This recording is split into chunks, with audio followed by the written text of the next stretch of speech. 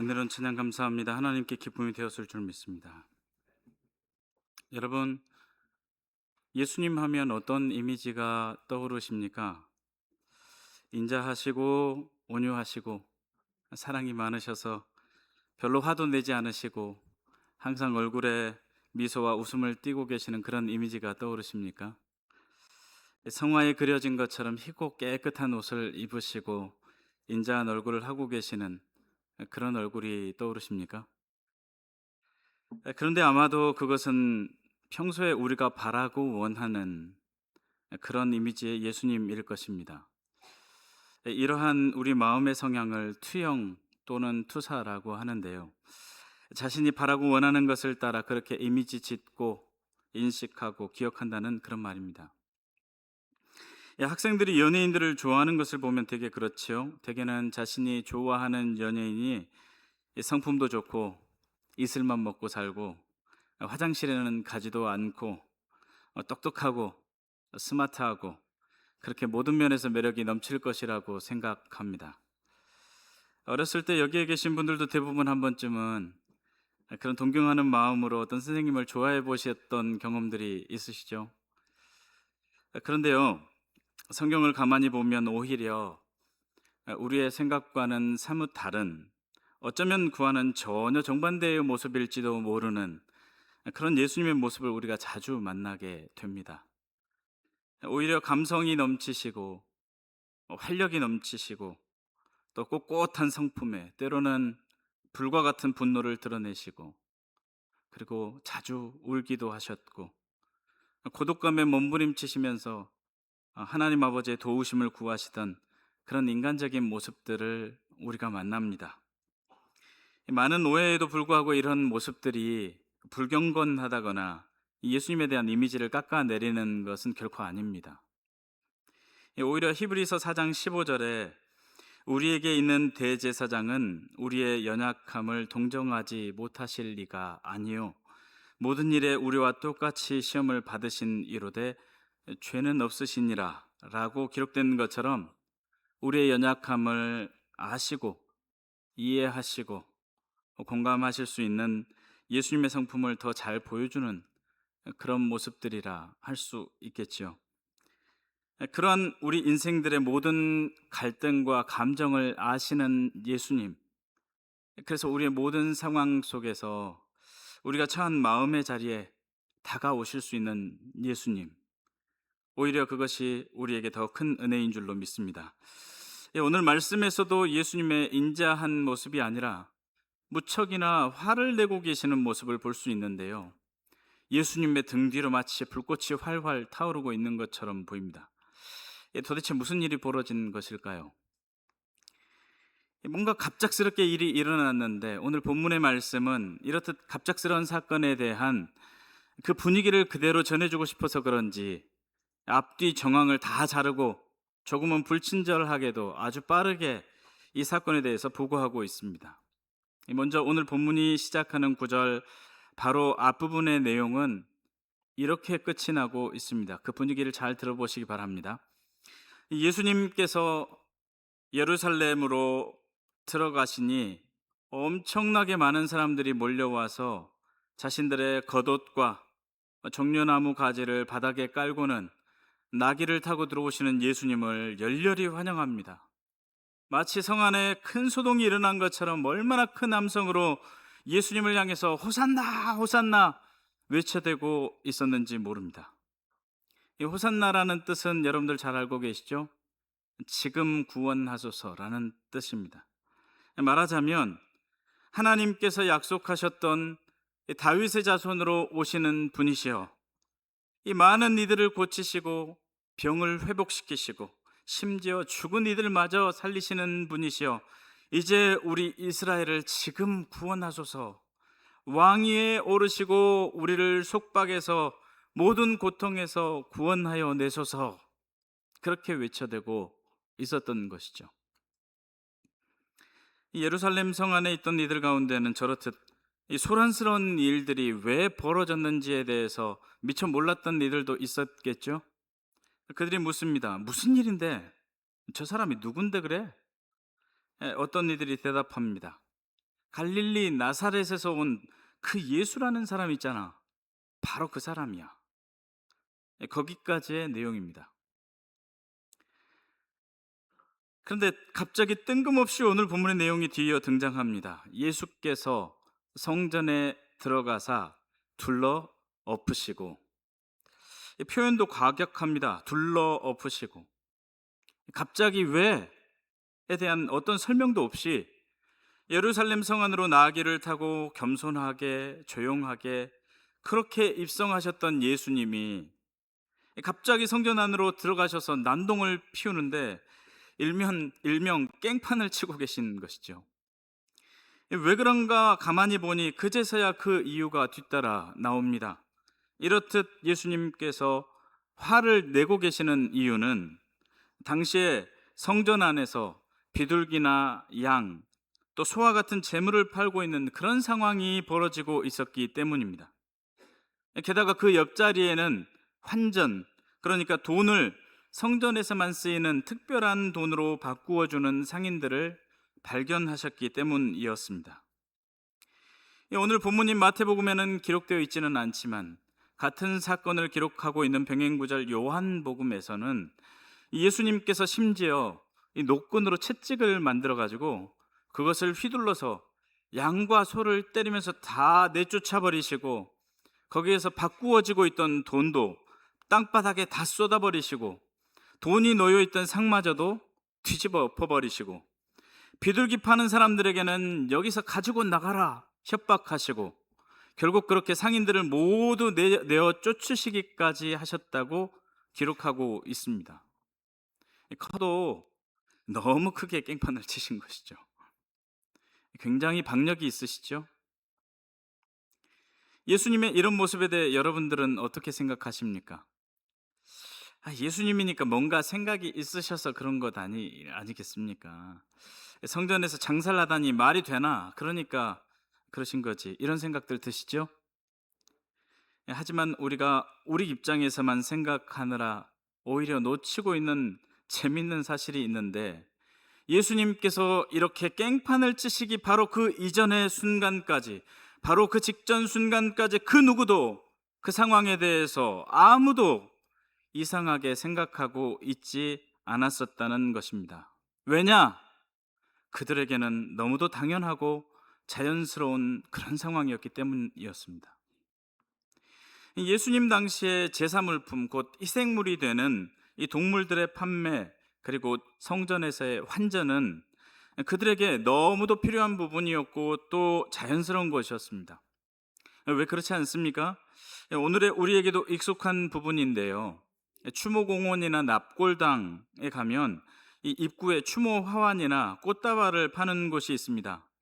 이 추모객들이나 방문객들이 혹시나 잊어버리고 꽃다발을 사오지 못했더라도 입구에서 사서 들고 들어갈 수 있게 해주는 그런 서비스와 배려 차원에서 말이죠. 물론 그냥 주는 것은 아닙니다. 분명히 조금 비싸게 돈을 주고 사야 합니다.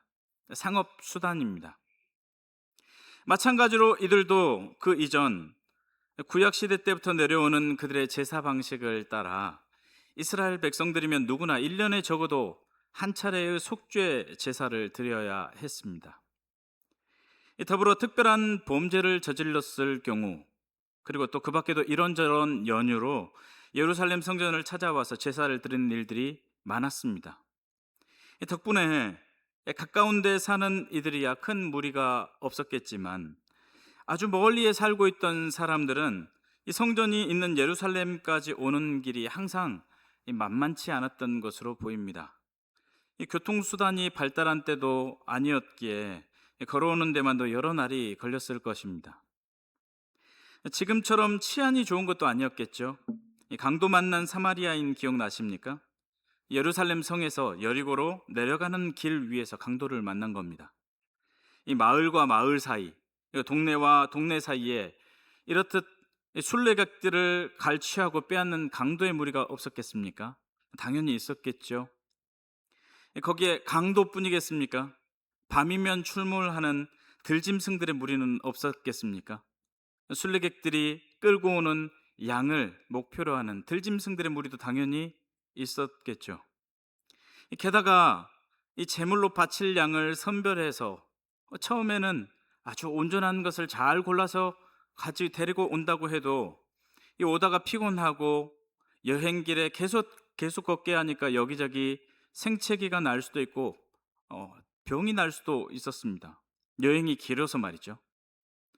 또 제물에게 먹여야 할 먹이는 어떻습니까?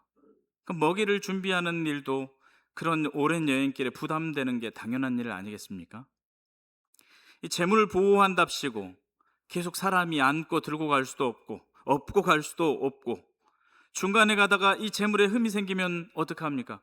다시 돌아가야 하거나 다른 대체 방법을 찾기가 힘들었던 것이죠. 그래서 돈으로 갖고 와서는 성전에서 양이나 소나 비둘기로 바꾸는 것이 어떻게 보면 백성들을 위하는 길이기도 했습니다. 또 성전에서 하나님께 드리는 돈은 거룩하게 구별된 돈이어야 했죠. 지금 현재도 우리가 사용하는 동전들을 살펴보면 여러 얼굴들이나 그림들이 그려져 있습니다. 우리나라뿐만 아니라 중국도 일본도 세계 모든 나라들이 마찬가지입니다. 예수님 당시에도 그 지역을 치리하고 있던 왕이나 제국 전체를 지배하는 황제, 로마 황제의 얼굴이 동전에 그려져 있었습니다. 누구의 지배권에 속해 있는지, 누구에게 세금을 바치는지 이 동전에 그대로 드러나 있었던 것이죠. 지금과는 사뭇 다르지만 당시에 그렇게 했던 이유는 그 화폐 자체가 황제나 왕에게 귀속이 되고 또 그 아래 속한 것임을 드러내면서 동시에 그들을 숭배하고 섬기게 하려는 목적과 의미를 지니고 있었기 때문이었습니다. 그런 상황이었으니 하나님께 동전을 바치면서 어떻게 왕이나 황제의 얼굴이 그려진 돈을 하나님께 바칠 수 있었겠습니까? 그냥 드릴 수 없었죠. 상황이 그렇다 보니 그냥 아무 돈이나 가지고 와서 하나님께 드릴 수 없었고 결국 아무것도 그려지지 않은 하나님께 드리는 특별한 돈으로 헌금을 하는 게 당연해졌습니다. 따라서 환전이 불가피해졌습니다. 아니 그렇게 보였습니다. 거의 모든 사람들이 그것을 당연하게 여겼습니다. 처음에는 이 모든 것에 있어서 하나님께 대한 의미가 그 단 하나의 의미가 그들에게 중요했습니다. 이 하나님께 바쳐지는 이 끔찍한 제사가 담고 있던 진정한 의미가 무엇인가 하는 것이 중요했습니다. 이 송아지를 눈앞에서 죽이고 배를 갈라서 창자를 꺼내고 피를 받아 모아서 그릇에 담아서 이 제사를 드리려 하는 사람에게 제사장이 그 더운 피를 뿌리고 눈앞에서 그 시체를 불사르는 제사 의식이 얼마나 잔인했겠습니까? 하나님께서 우리를 용서하시지만 그 용서와 동시에 죄의 대가는 분명히 그러한 죽음이라는 것을 그들은 눈으로 보면서 기억할 수밖에 없었습니다. 이 죄로 죽어야 할 자신을 대신해서 이 대속제물에게 죄를 전가시키고 그 제물을 대신 죽이시고 그 대신에 자신을 용서하시고 다시 용납해 주시는 하나님의 사랑에 대해서 그들은 매번 자신의 눈으로 보면서 얼마나 그 자신이 저지른 죄악이 끔찍하고 참혹하고 무서운 것인가, 또 동시에 그것을 용서해 주시는 하나님의 사랑이 얼마나 끈질기고 간절한 것인지에 대해서 느낄 수밖에 없었던 것입니다. 그러기에 먼 곳에서부터도 짐승을 끌고 오는 수고를 마다하지 않았고 긴 여행길임에도 불구하고 여러 위험들의 요소가 도사리고 있음에도 불구하고 미리 조심스레 준비해온 이 헌금과 짐승을 하나님께 드리고 바치는 것을 기뻐했습니다. 그런데 시간이 흐르면서 점점 불편함을 느끼기 시작합니다. 그리고 자기에게 편한 것을 찾기 시작합니다. 이 동물을 죽여야 했던 그 끔찍한 제사 의식도 점점 몸에 익숙해지고 하나님 앞에서의 죄사함, 속죄, 이것의 의미보다 동물을 데리고 오는 불편함이 점점 더 크게 보이기 시작합니다. 그렇게 되자 그런 그들의 필요를 따라서 자연스럽게 성전에서 돈을 환전해주고 돈과 동물을 바꾸어주는 상인들이 생겨나게 된 것이었습니다. 하나님을 위해 불편함은 문제가 되지 않던 상황이 점점 그들 자신들을 위한 것으로 변해가고, 명목상으로는 하나님을 위한 것이 실제로는 그들 자신들을 위한 배려가 필요한 그 어떤 것으로 변질되기 시작했습니다. 더불어서 이렇게 백성들은 백성들 나름대로의 필요를 채웠지만 환전상들 그리고 가축상들 역시도 그들 나름대로의 필요를 채웠습니다. 이 상인들은 좀 더 많은 이윤을 남기기 위해서 더 비싸게 동물을 팔았습니다. 그러다가 나중에는 눈이 멀어서 가치가 떨어지거나 병이 든 동물들마저 내다가 팔았습니다. 뿐이겠습니까? 그들과 결탁한 제사장들은 백성들이 멀리서부터 가져오는 온전한 희생제물에 대해서는 불합격 판정을 내리고, 오히려 상인들이 끌고 온 이렇게 흠이 있는 것들에 대해서는 합격 판정을 내려서 그것으로 제사를 드리게 했습니다. 당연히 상인들은 백성들이 가지고 온 온전한 양들, 이제 드리지도 못하는 것 헐값에 사주는 척하고 훨씬 비싼 가격으로 자신들에게 있는 흠 있는 것을 그들에게 팔았습니다. 그리고는 헐값에 사들인 바로 그것을 다시금 그 다음에는 훨씬 더 비싸게 가격을 올려 팔았습니다. 그리고 그렇게 속임수를 통해 얻어진 이익은 제사장과 일정 부분 나누어 가졌습니다. 돈을 환전해 주는 것도 단지 환전해 주는 수고로 끝이 났을까요? 아닙니다. 환전을 해주면서 웃돈을 받고 환전을 해주었을 것입니다.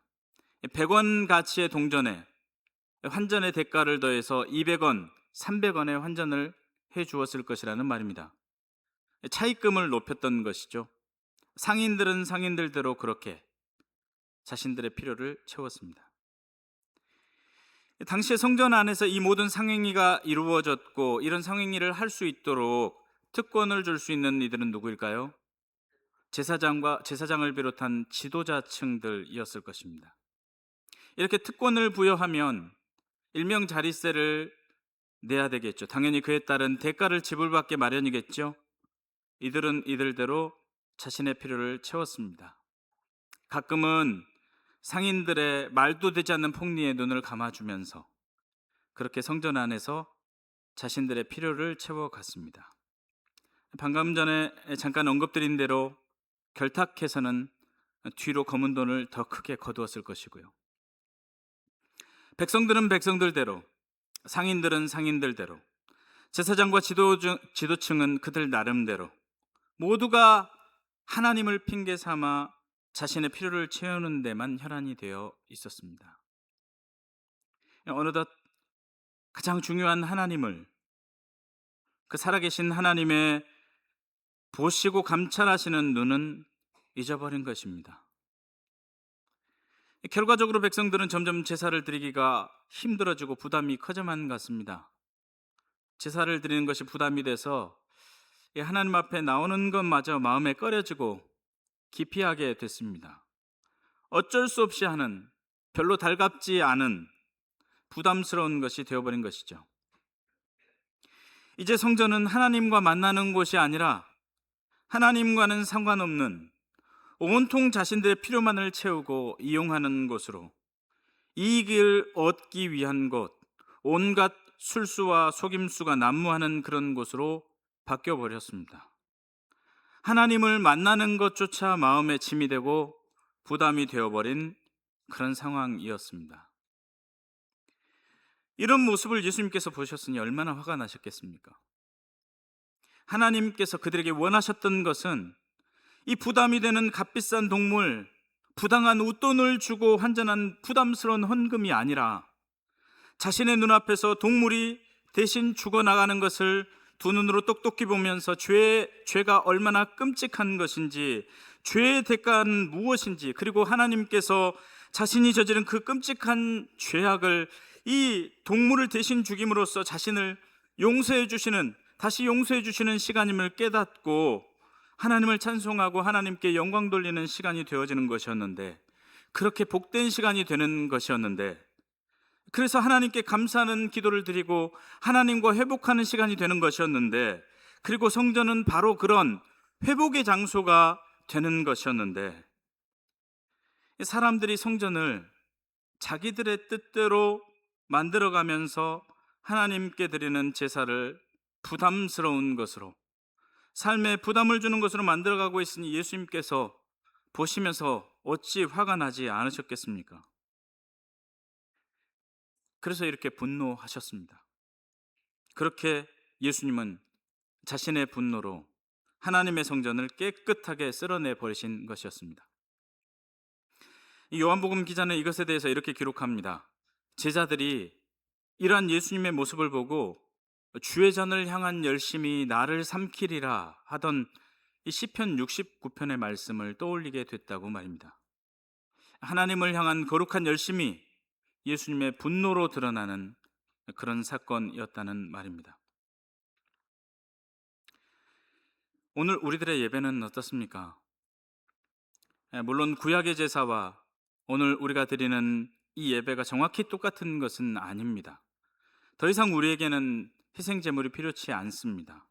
하지만 본질적으로 하나님 앞에 선다는 의미에서는 같은 예배 의식으로 보아도 무방할 것입니다. 이 온전한 희생 제물이 되셔서 단번에 우리를 위한 대속 제물이 되신 예수 그리스도로 말미암아 더 이상 우리에게 희생의 제물은 필요치 않게 됐습니다.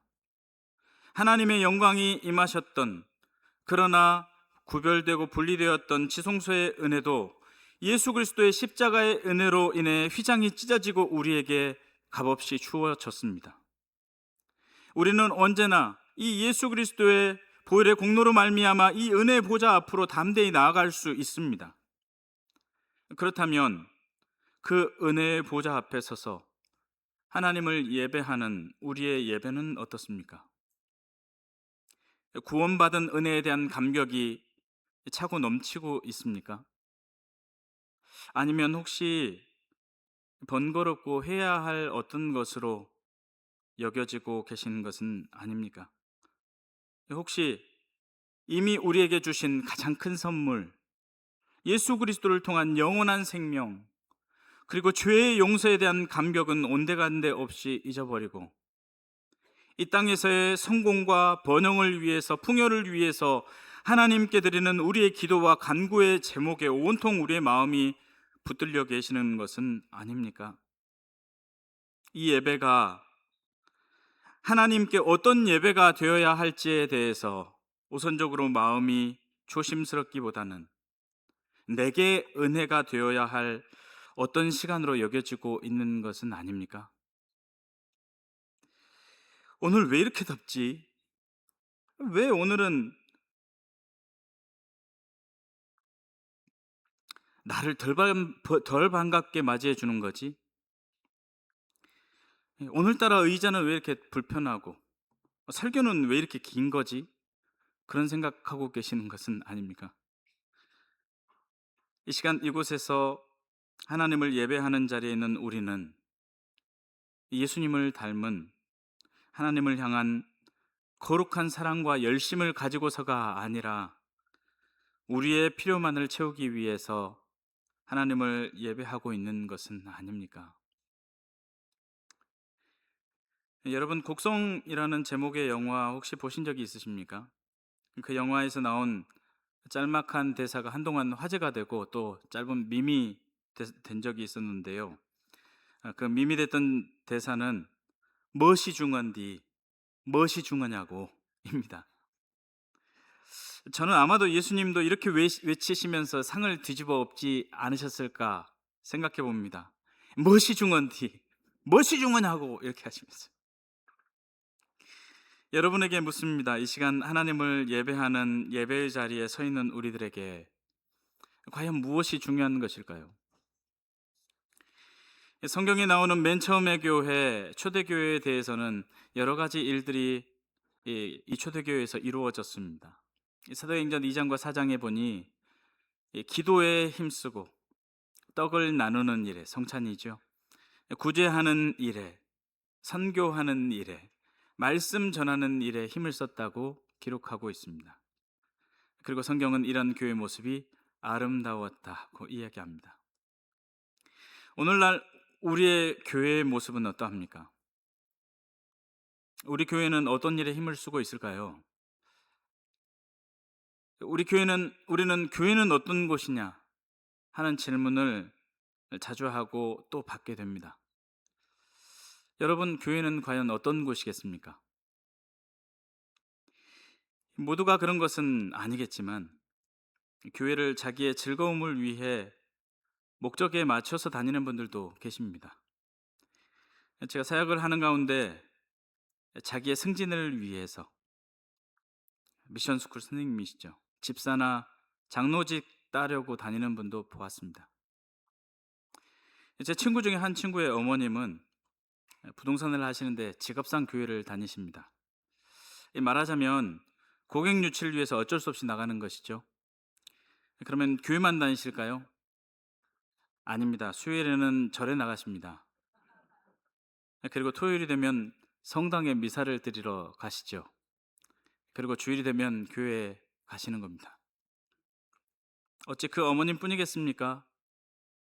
부끄럽게도 하나님을 찾아 나온 많은 사람들이 이 모습에서 멀지 않습니다. 모두가 여전히 그리스도께서 오늘도 돌을 떡으로 만들어 주셔서 자신의 고픈 배를 채워주시기만을 바랍니다. 어른들 뿐이겠습니까? 조그만 아이들은 먹을 것 주니까 교회 갑니다. 조금 더 크면 선물 주니까 나가고, 재밌으니까 친구들이 있으니까 나갑니다. 중고등부 때는 교회 나가지 않으면 부모님께 꾸중을 듣기 때문에 나오는 학생들이 대부분입니다. 물론 그것이 무조건 잘못됐다는 말은 아닙니다. 분명 교회는 재미있고 풍성하고 서로 나누고 기쁜 곳이어야 합니다. 교제와 사랑이 넘치고 서로 사정을 돌봐주고 돕고 짐을 나눠지는 함께하는 곳이 바로 교회입니다. 또한 교육의 목적이 그렇듯이 교육적 차원에서 어떻게 보면 반강제적으로라도 나와서 앉아있는 것이 유익하고 전혀 이상할 것도 아닙니다. 하지만 그렇게 내가 원하는 것에 유익을 얻는 것을 따라서 움직이다 보니 어느덧 무엇인가 중요한 것을 잃어버린 것만 같습니다. 바로 하나님께서 우리에게 이러한 공간과 하나님을 대면하는 귀한 시간을 주신 그 본질적인 의미 말입니다. 어쩌면 가장 심각한 문제는 교회에 나오는 것만 어느덧 중요해졌을 뿐, 근본적으로 교회가 무엇을 하는 곳인지, 교회에 우리가 무엇을 위해 나오는 것인지가 중요하지 않게 되어버렸다는 점입니다. 그래서 교회에 나와서 무엇에 우선적으로 먼저 찾고 어디에 마음을 두며 무엇을 해야 하는가를 놓쳐버린 것만 같습니다. 하나님을 만나는 시간마저, 하나님 앞에 서는 시간마저 과연 그 시간에 주된 중심이 누구여야 하는지조차 잊어버리는 것만 같습니다. 그렇다 보니 자연히 마음은 중요하지 않은 다른 것들에 눈이 갑니다. 하나님의 임재 앞에 서 있는, 하나님을 예배하는 그 시간조차 이 예배의 의미보다 덥고 힘겨운 지금 이 상황에 나 자신의 필요에 더 마음이 쓰입니다. 그래서 더 시원하고 쾌적하기를 바라고 조금 더 편한 의자에 앉아서 말씀은 너무 길지 않았으면 좋겠고, 찬양 대 찬양은 수준이 어느 정도 있어야 좋습니다. 대표 기도는 좀 짧으면 좋겠고, 축도는 좀 더 풍성하게 길면 좋을 것 같습니다. 잠이 오지 않도록 마이크 톤이 잘 잡히면 좋겠고, 찬양 소리는 듣기 좋게 적당한 에코가 들어가면 좋을 것 같습니다. 안내위원들은 내 얼굴 바라보면서 친절하게 웃어주면 좋겠고, 교회 식사는 반찬이 많고 맛이 있어야 만족이 됩니다. 이 시간이 과연 누구를 위한 시간일까요? 우리에게 예배, 찬송, 기도의 의미는 무엇일까요? 오늘 우리의 모습은 과연 어떻습니까? 우리의 마음은 이 시간 과연 어느 곳을 향해 있는 것일까요? 과연 우리에게는 어떤 것이 중요합니까? 교회에 나오는 것 그 자체가 아니라 교회에 나오면 무엇을 해야 하는가에, 어디에 우선적으로 우리의 마음을 두어야 하는가에, 본질적인 것에 다시금 우리의 시선을 돌려야 하겠습니다. 바로 이것이 오늘 말씀 가운데 예수님께서 성전에서 장사하는 자들을 향하여 화를 내신 이유이고, 오늘날 우리가 이 말씀을 통해 발견하게 되는 예수님의 이 거룩한 분노의 진짜 이유가 되기 때문입니다.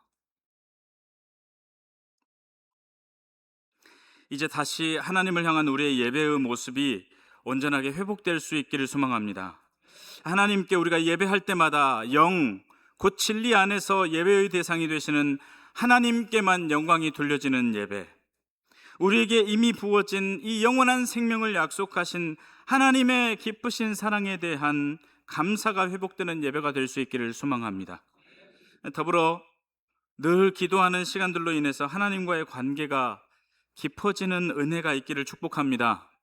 우리의 신앙은 분명하게 살아계신 하나님과의 관계이기 때문입니다. 이것들을 우리 믿음의 공동체, 이 동산교회의 가장 우선적인 우선순위로 삼고 우리 동산교회를 기도하는 집으로 세워갑시다. 하나님을 예배하는 집으로 만들어 갑시다. 이것이 우리가 하나님께 돌려드릴 수 있는 가장 거룩한 우리의 응답인 줄 믿습니다. 그러한 이 자리에 있는 우리 모두가 될 수 있기를 예수님의 이름으로 축복합니다. 아멘. 오늘 주신 말씀 기억하시면서 우리 찬송가